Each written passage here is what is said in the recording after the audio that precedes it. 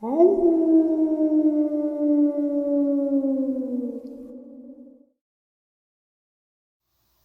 greetings and salutations, everyone, and welcome to this night-ending bonus upload. Before we jump into it, a couple links. As many of you know, I rely on Patreon, PayPal, channel membership, and the merch to help the channel to continue to grow and go.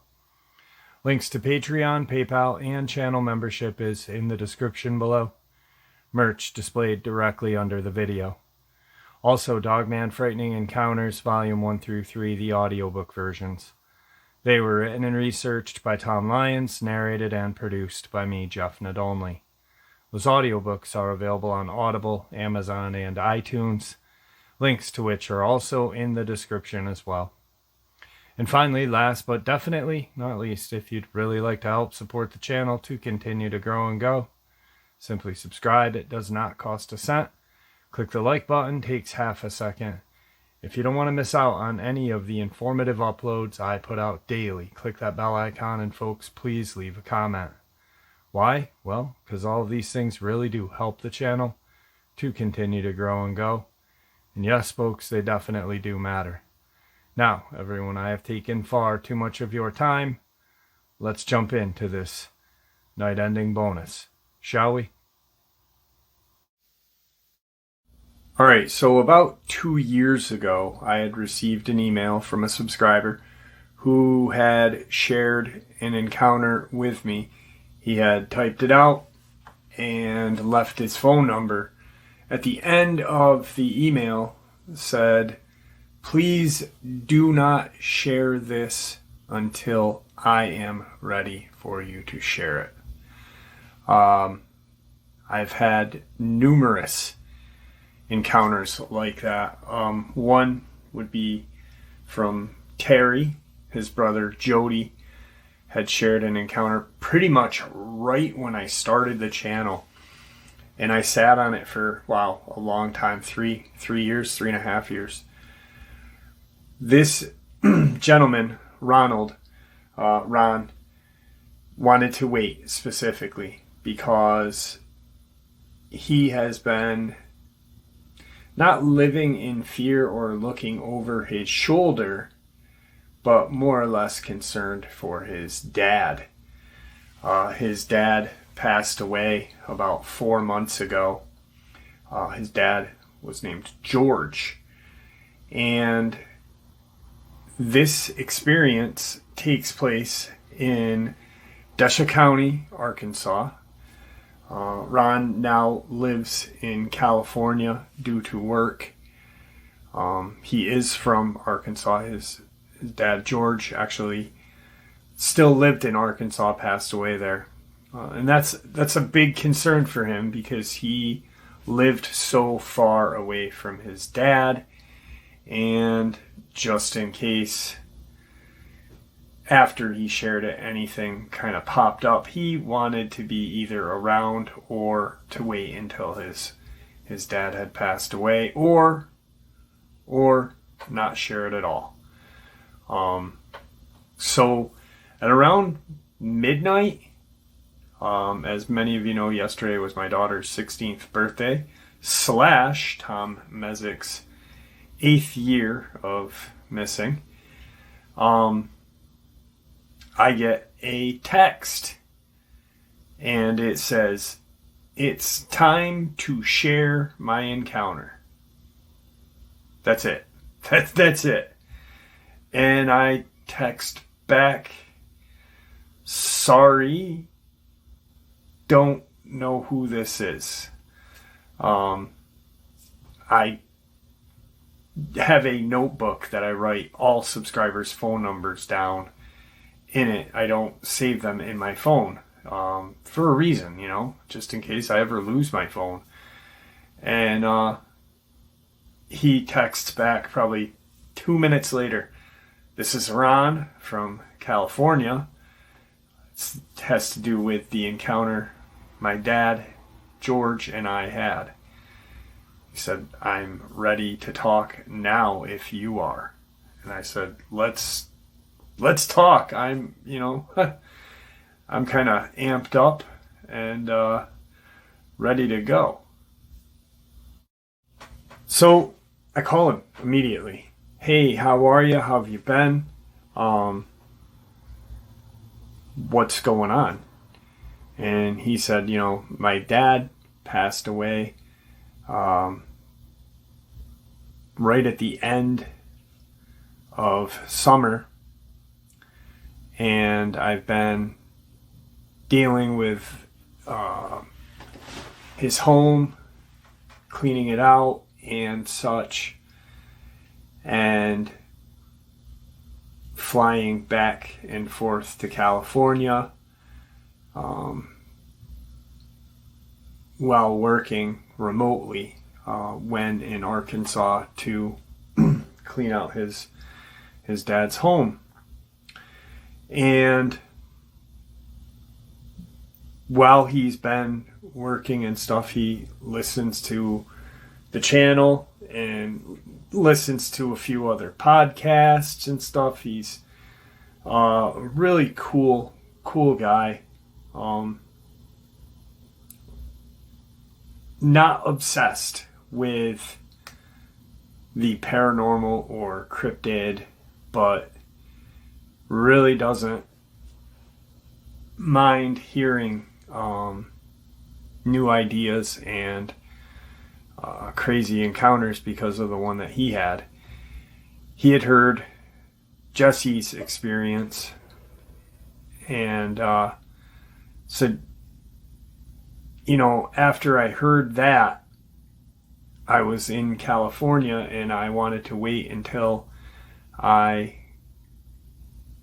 got back to Arkansas, got the last kind of thing done there, and then come back home to where I didn't have to go, travel too much, and knew I was going to be in California for a couple of months. And I was like, yeah. And he goes, well, I heard it. And right after I heard that, he said, it's time that I share my dad's experience, mine and my dad's experience, because people need to know what these sea suckers in the government do. His exact words, I'm not going to say it because, I would, but y'all know I would, but it's just, I don't want to get in trouble with YouTube. So, his dad and him were hunting. He was brought up a hunter, raised a hunter, and there's a section of land that they hunt, and it's called Caulk Island, and it's in Desha County, Arkansas.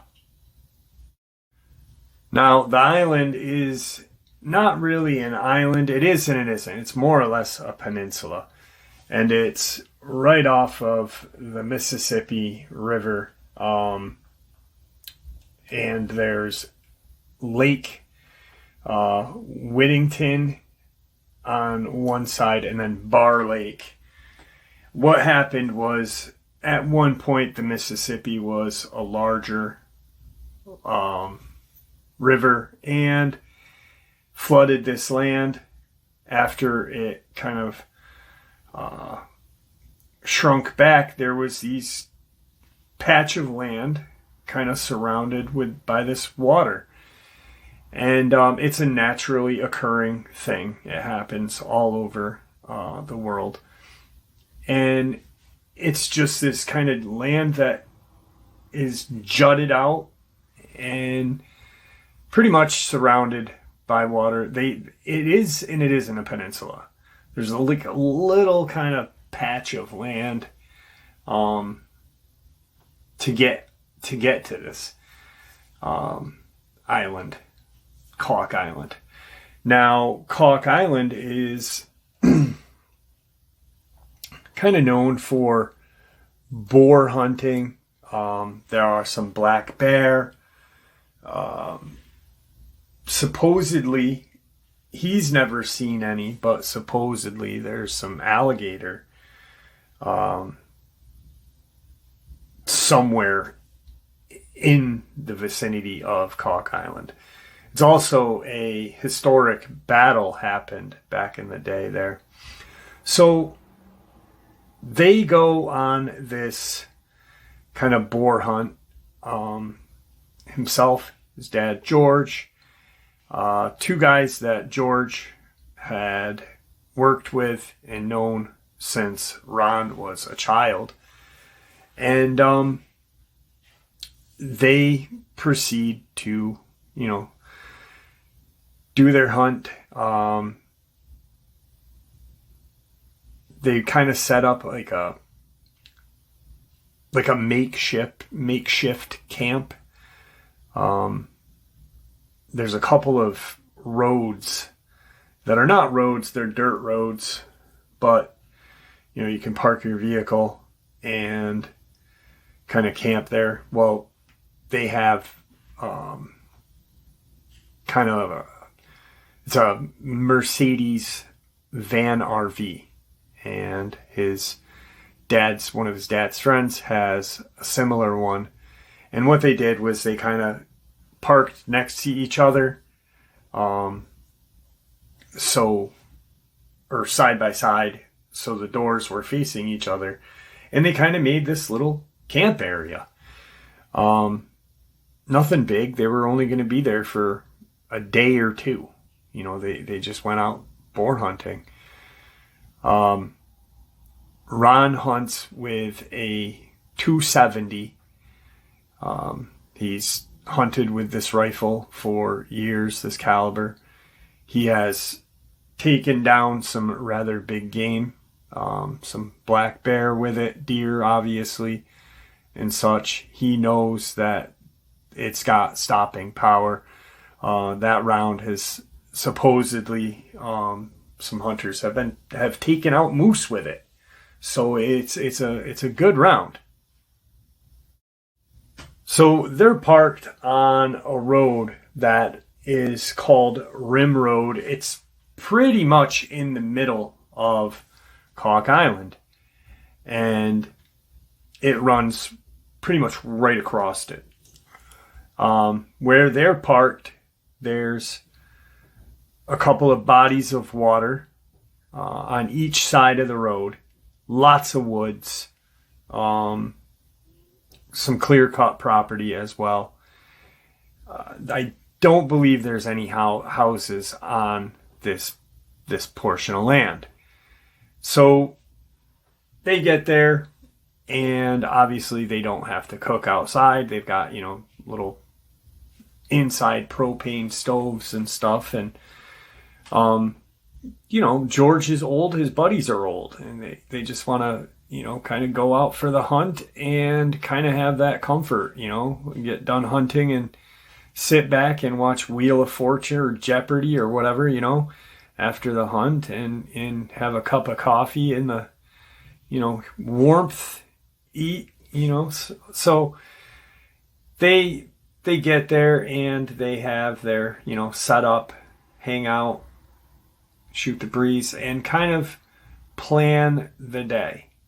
Like, this is what we're going to do. This is where we'll go. I've heard and know that the boar are fairly decent here. So the night goes well. They go to sleep. They get up, and it's not like deer hunting season for them. They don't get up bright and early, 4 a.m, and go out. They get up around 8, get ready, and go. Like I said, it wasn't, if they didn't get anything, they would have been fine. If they did, that would have been even better. So they start kind of walking out into this marshy land, pretty close to this lake that's in the middle of this island. And there's lots of little lakes from when the water had flooded and created this island or peninsula, whatever you want to call it. Its name is Cock Island, but technically it's a peninsula. And they don't have any sightings. They don't have any physical sightings. They do see a lot of prints and a lot of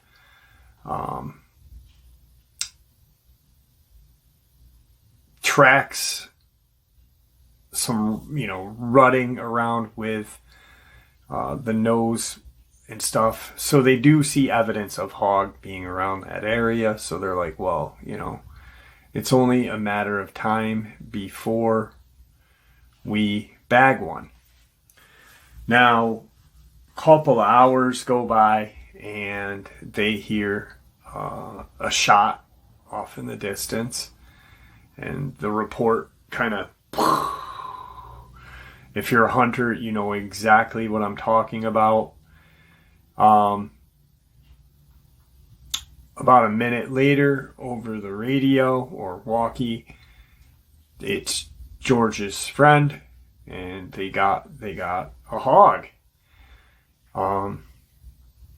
They're like, that's awesome, first one of the day, yada yada, and they didn't get anything, George and Ron, at this point, so they're kind of trudging on and want to get one too. Maybe two, maybe three, to, whatever. So they continue to walk and they end up in a large, kind of dense set of woods, which is probably northeast of this one lake called Dad's Lake. They're pretty deep in the woods off the lake. They started to follow this game trail, which kind of, hogs will just rip through the woods, So they're kind of following and talking, and all of a sudden, Ron is, looking around, and George looks over at his son and says, stop talking for a second and listen. It's dead silent. And Ron kind of looks at his dad, and they both get this kind of looking around look. Is there a bear in the vicinity? Is there a hog, a male hog in the vicinity that, might charge at him with its tusks and stuff? They kind of not really get back to back, but they're pretty close to each other. And it stays dead silent for 20 to 30 minutes. Just an eerie vibe going on. They don't hear any kind of walking. They don't hear anything that would be predator related. So they're kind of on edge, like what's out here, and that made everything go silent, if it was a bear or a male hog or whatever, it would have obviously made itself known by now. It's now around 5 o'clock in the afternoon. They're both getting hungry. Screw it. We'll go back and then get something to eat. Maybe we'll go out right before it gets dark and take advantage of, the lighting and such. Now, at that time, it was legal to hunt hog on private land with thermal or night vision. On this land where they are, no. So they had to kind of eat and then beat the sunset. They radio in to the two other fellas, hey, we're going back to camp. We're going to get something to eat, some water, and then we might go back out a little bit before it gets too dark. Sure thing. We'll figure this out. And so they meet their two friends at their makeshift camp, and they're figuring out exactly what they're going to do. The two buddies of George is going to figure out what they're going to do with the hog. Obviously, they don't want to eat any of it, but George's friend is and does eat wild hog. Ron has said he had it once, and he said it was absolutely disgusting. But apparently George's friend really dug it. So they get back, they're eating, and they have some coffee. And now it's about 6:30, and they start heading back the way they had come, which took about an hour for them to walk to and walk back. So about 2 hours. So they are going to just kind of beat the sunset. Like if they bag something right before it's dark, they're good. Even Enron said, even if it was dark and I was able to take the shot, he said, I gonna be honest, I didn't have night vision goggles or thermal, but I did have a thermal scope. He said, and I put that on right before we left, just to be kind of tempting fate, I guess. So they get ready to go out. Ron, George, and George's two friends, they all decide to go together. It's getting to be almost dusk. They've got probably an hour, if that. And George was adamant about going to the spot where that game trail was. And he really wanted to see if they'd have any luck there. Which would have put them in the location of that silence in the woods, which they had talked about over dinner with George's two friends. And that's why they wanted to go, because they didn't have anything strange happen. Well, they were also on the opposite side of this lake or water mass. And, they know they're not going to get there, but they're going to try to get as close as possible. George, being an old timer, pretty much says, screw it. If we bag one and it's almost night, we're not doing anything illegal if we're not using night vision or thermal. So they go, and Ron is not feeling it.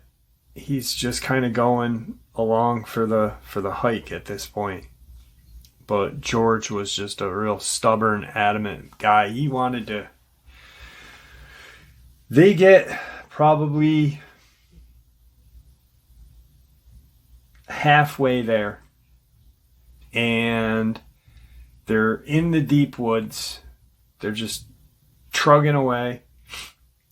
And they can hear kind of like movement, birds, the basic natural sounds. And almost like someone hit the mute button. It goes dead silent. And all four of the guys notice it at practically the same time. And they all look at each other. And the two friends of George kind of get a little nervous. They're like, what the hell? Is there a bear? Is there a bear? That's what those two guys are thinking. George, being George, just pretty much belittles them, calls them, they're all old, they're all older, and they've worked together for, years, retired together, and, so it's fun prodding,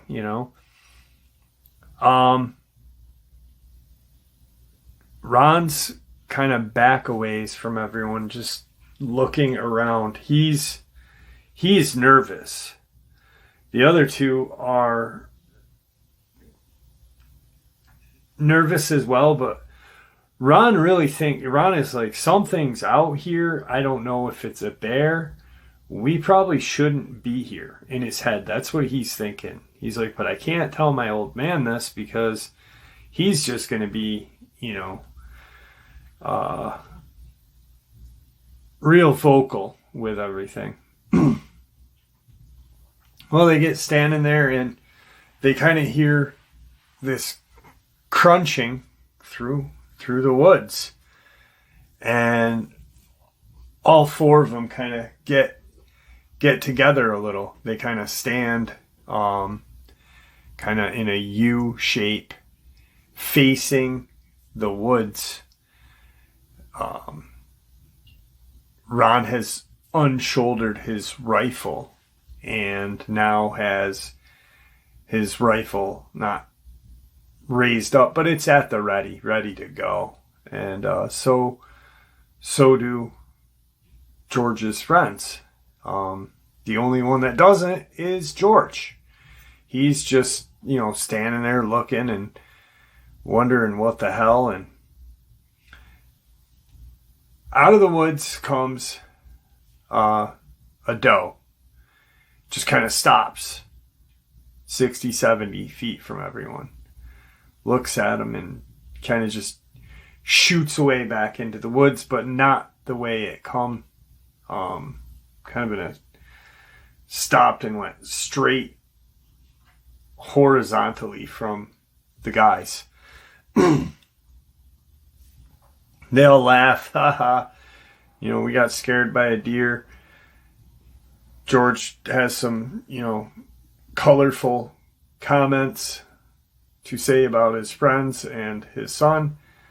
And they're like, screw it, let's end it. It's getting dark now. So they're kind of turned, walking back. They're about 45 minutes from their makeshift camp.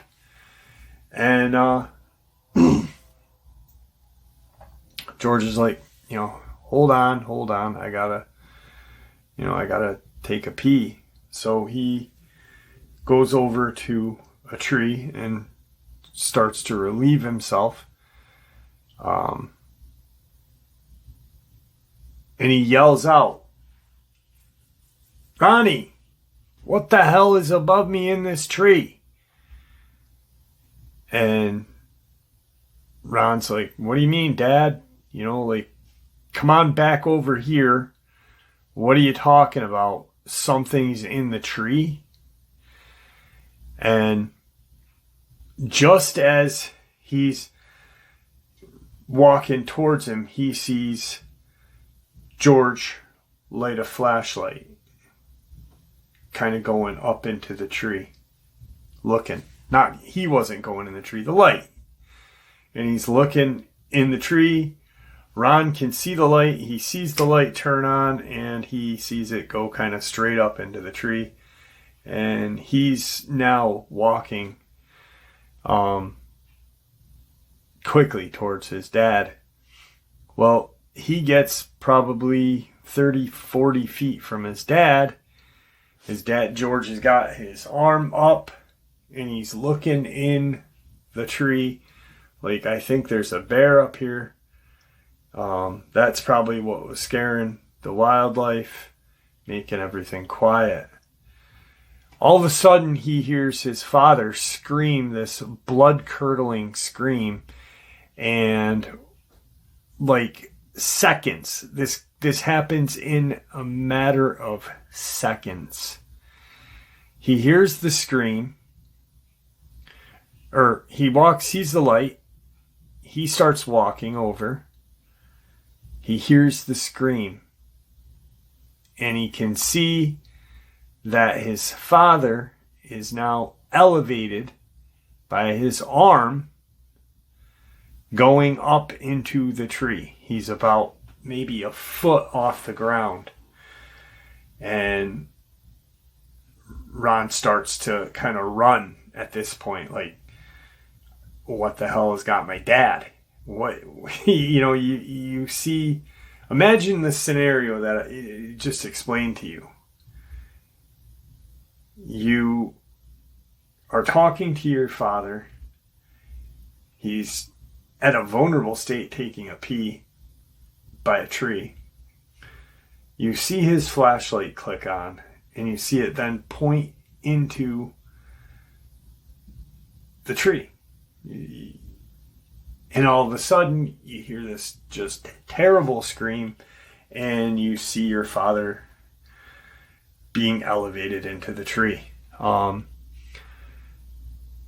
He unholsters his rifle, and he's looking through his scope, which, like I said, it was a thermal, not a night vision. And what he sees is a shape of some, he can't really make out the body. He sees an arm, and he sees his father's arm, and he sees something's got his dad's arm almost above the wrist a little.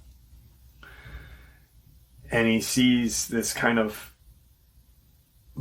hunched blob of, and it's the way this Dogman was standing, or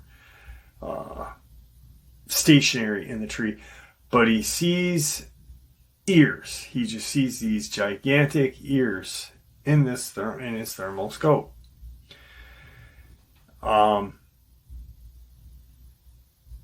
Probably less than 5 to 10 seconds later, Ron has got his rifle raised up, looking, and he hears this another just almost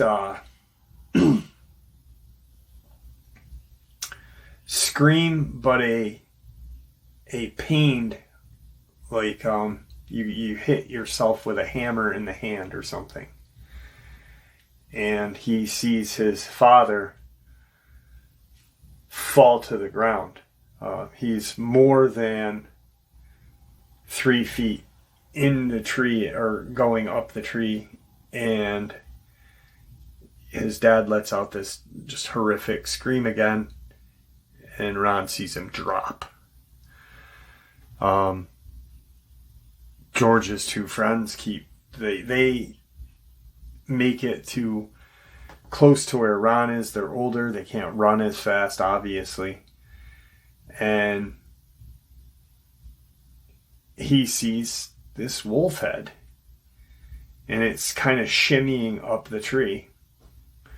And he sees his dad laying on the ground, and he runs over and sees that his dad is now missing part of his arm from about an inch below his elbow down is gone. Blood's just pouring out of his arm. Ron quick untakes his belt off and makes a tourniquet as fast as he can. Puts it right above, or right below his bicep, above where the torn arm would have been. And kind of in that crotch of your forearm and bicep area. And just yanks it tight. Calls to George's friends, get over here, help me. What the hell? You know, he's now in panic mode and he's pissed at his dad's friends because they're just standing there like idiots. He gets his dad sat up and he hears this growl and kind of like a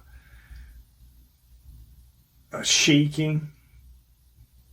But you know how a squirrel sounds when it shimmies the tree? Something like that, but much, much louder.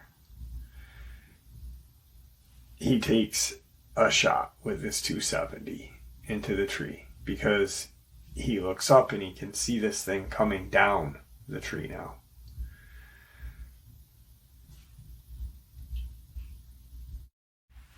As he's watching this Dogman come down the tree, he takes another shot. A headshot. And it falls to the ground like a thump. He's looking at this creature that's in front of him, and he's looking at his dad and his dad's friends. He's like, call for help. There is cell service here. Call 911. Tell them where we are. Tell them that there was an accident. My dad is bleeding. We have a tourniquet on my dad, that we will meet them on Rim Road. There is a clearing in that area just a little before or after where our camp is. Get them here now. Let them know that my dad is bleeding out.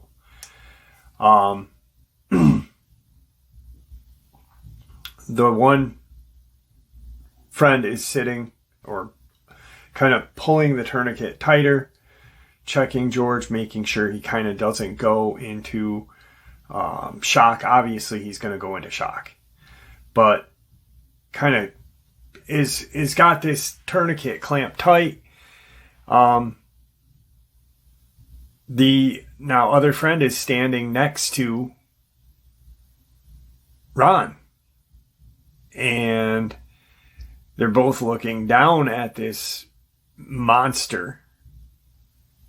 They can see because this creature's lying face down, and you can see the shot that the initial shot went through its neck and came out the back side of it. There's just like this blowhole.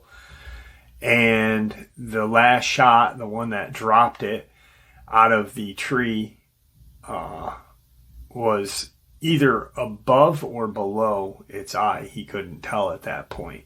All he could tell was there was just another kind of ripped out hole there.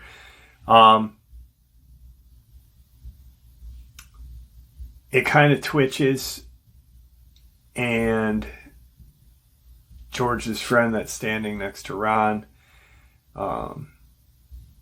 is carrying a sidearm, and he pulls it out, and it's a .357 revolver. 2 shots. One at the base of the skull, and another one right below the neck shot area. So, pow, pow. Kill shots. Nothing, you get shot, anything gets shot in the back of the head right in that area. Your severed spinal cord, brain function is gone. It's dead. the friend has got the helicopter on its way. They kind of get George up and start the walk out. They can hear, probably after like 7 to 10 minutes, they can hear the helicopter.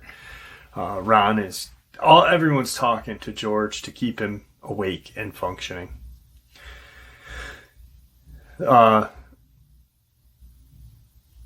This helicopter lands, and 2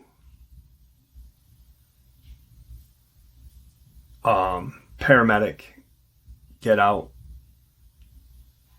grab George, put him in the helicopter, start working on him, and said, this is the hospital we are going to. Meet us there. We'll take care of your dad and your friend on the way there. And so they get to the hospital. About 4 hours go by. They find out that George is in surgery. 4 hours get by. The surgeon comes out, starts talking to Ron, and says, we saved your father's life. He lost a lot of blood. We did have to, give him a transfusion, and we had to amputate a little more of his arm for the simple fact that we were worried about sepsis, and we wanted to make sure that, there was a decent part of his arm left for a prosthetic fit. Can I see my dad? No, not for a while. Sorry. Okay. Ron walks back to tell George's friends what's going on. He walks into the waiting room and sees 2 gentlemen in khakis and black t-shirts speaking to the 2 men. Instantly, everything stops as Ron walks in. The one guy that was talking to one of the friends tells, go over to where he is, and he starts talking to Ron. So the other guy is now talking to George's friends. Ron is now talking to this guy. We need to, this is me. This is who I am. He sees some credentials. He asks for credentials, like, who the hell are you? Sees a badge, sees the credentials, and it says Homeland Security. And he said, we need to go out and get that bear right now.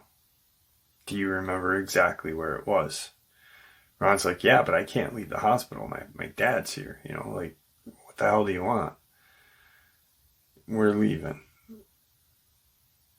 So they get in a Suburban and they drive just probably 20 minutes outside of where the hospital is. There's a helicopter waiting. Ron and the guy get out of the Suburban, get in the helicopter, and head to Cock Island. They locate the body.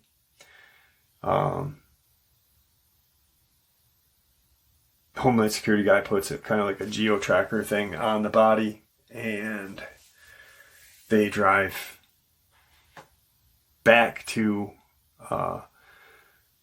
Rim Road and park. Nothing said between the two. Nothing. Not a friggin' statement is said, which is really concerning for Ron, because now he's outside of his comfort zone. He's far away from his father, who's almost lost his life. He's a ways away from the creature, not really that far, but what the hell am I waiting here for? Why aren't we driving? He doesn't say any of that because literally fear is coursing through his veins. This helicopter, you can hear it, that thunk, thunk, thunk, thunk, thunk. And it's a rather large helicopter with a spotlight just blaring down on the area. I believe it was a Chinook. He's not really familiar with helicopters, but he said, it was large. It was not a small helicopter at all. It was shaped differently than the evac helicopter that had gotten George. 4 men get out, and what they appear to be wearing is kind of like a hazmat suit. And Ron gets the feeling that these guys are wearing this suit not for their protection, but the protection of the crime scene or whatever, where the Dogman is. They want to make, they just, to keep this scene clean.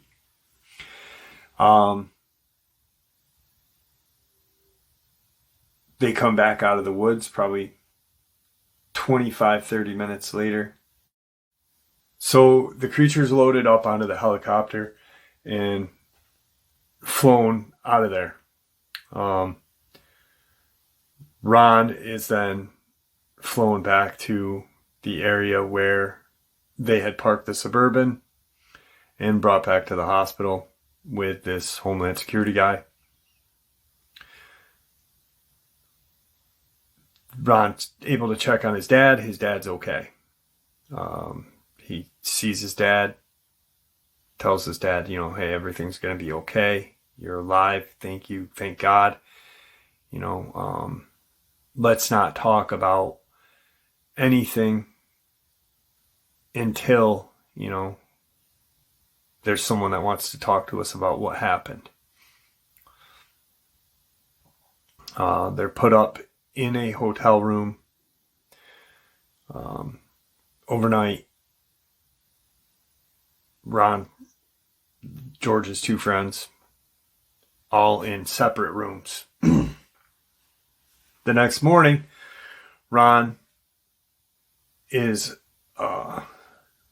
awoken and brought to the hospital by the 2 Homeland Security guys. Where's my dad's friends?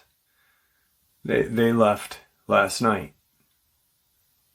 What do you mean they left last night? They left last night. That's all you need to know. They go back to the hospital, and the one that had taken Ron out to Caulk Island again goes into George's room with Ron. Pleasantries are, hello, mister. My name is. I'm here to talk to you about the bear that attacked you and the bear that your son had shot. And George, like I said in the beginning, is, he's a character. He pretty much says, well, that ain't no bear. What are you talking about? That thing was, in a tree and ripped my arm off. Well, that was a bear, sir. And you are not to talk about it. George being George, more colorful expletives are stated, and the Homeland Security guy looks at Ron and looks at George and says, listen, this is how it's going to be.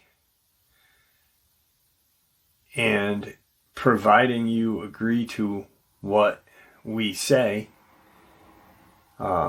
you will be compensated. Sign these papers that state you were attacked by a bear, your son saved your life by killing that bear, and you will receive $250,000. No questions asked. Just you have to follow what this paperwork says. Ron looks at his dad and shakes his head like, I'm signing the paperwork, you're signing the paperwork, and we are not talking about this ever again. Paperwork signed. Homeland Security leaves. They're left like, where the hell's our money?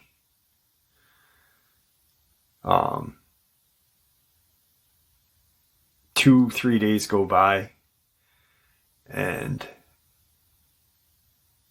Ron gets a phone call from his bank letting them know that there had been a large deposit made.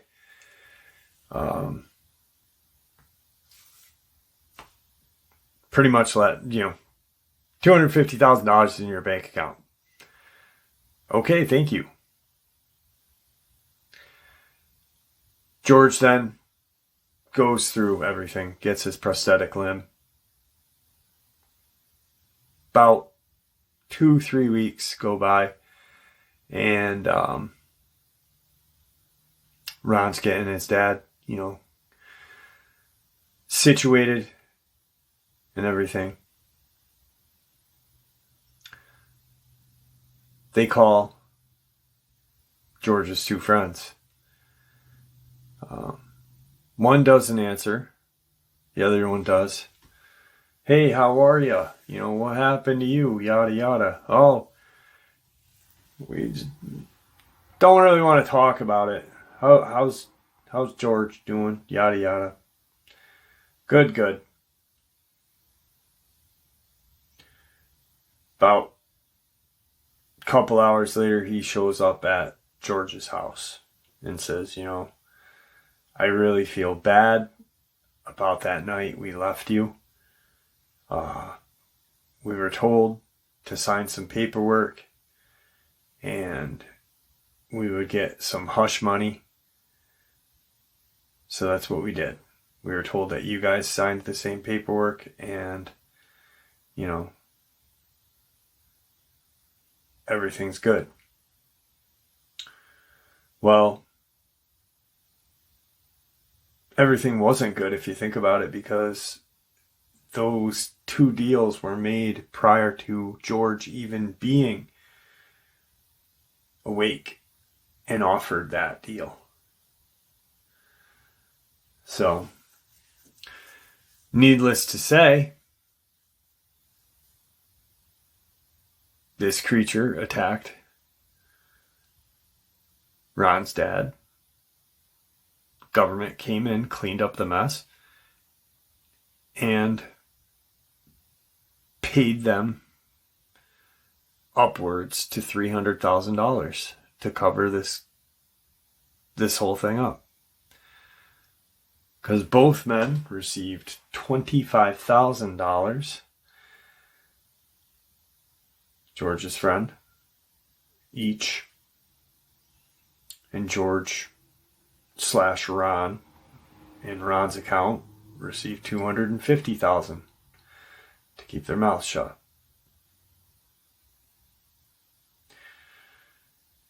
That's how they work. And right after Ron heard Jesse's story, he knew that he had to share this. I've never heard the government buying silence. I've heard them threatening silence, but buying silence? And it was a ways ago, so it's nothing new. But that's insane.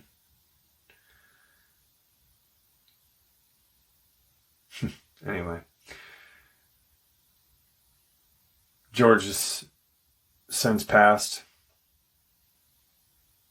And that's a chapter in Ron's life that he wants to just forget. He's putting his father's house up for sale. Cleared out things that mattered to him. And yeah, so our government is capable of buying people off or rubbing people off or making people look crazy. Well, there you have it, folks. Tonight's night ending bonus. I hope you all enjoyed it as much as I enjoyed sharing it with you. I'd like to thank you all for supporting the channel. It is, after all, your support that keeps the channel growing and going, and honestly, what gives people a chance and a place to share their experiences and theories judgment-free, just simply treated with the respect that we all deserve. Thank you. Please stay safe, happy, healthy, and ever vigilant, keeping an eye on our children, pets, family, and friends. These creatures are real. They are out there, and they are definitely dangerous. Share this information with those you love and care about, and it may just help save their lives someday. Until next time, never stop asking questions, never stop searching for the truth, and God bless.